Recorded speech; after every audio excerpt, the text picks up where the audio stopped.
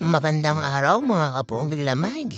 Tayo magtatrabaho muna at maagang maaga pa ay tayo papayao na. Tayo pupunta ngayon sa ating pipinturahan na jeep ng isa nating kaibigan. Kumigit kumulang, dulong bayan. Ay tayo mahag-agang pupulas at talagang pagdating din sa barangay gulo tayo traffic.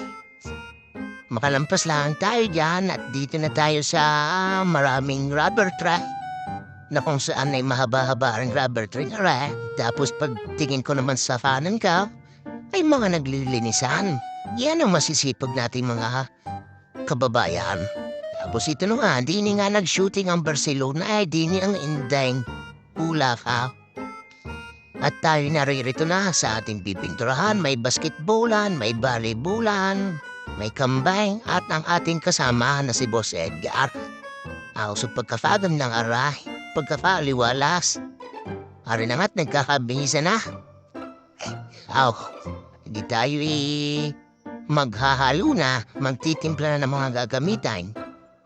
Tapos ipapaatras na natin na rin jeep na aray. At siguradong mapapadali naman ang lihahan din na. Liha, spray, yan ang kalimitan lagi natin ginagawa pag sa jeep na may medyas pa yan. Tibay! Okay, mamay, spray.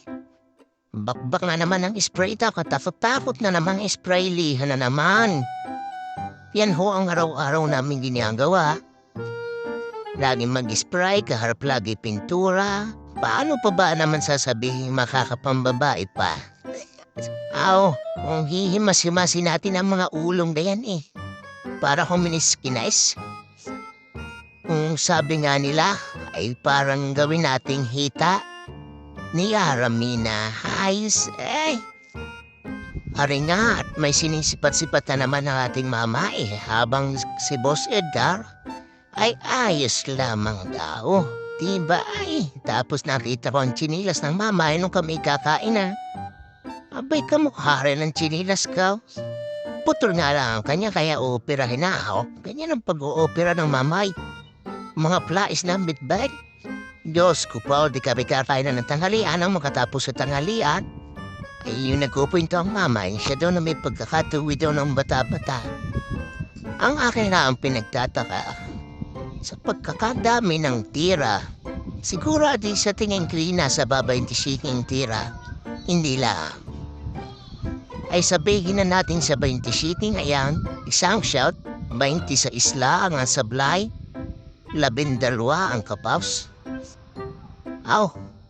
Pantanggal at ay daw si Boss Edgar tatawa-tawa dyan. Talagang akala ko ba, sabi niya, ang kwento ng mamay, pagkakagaling-galing niya.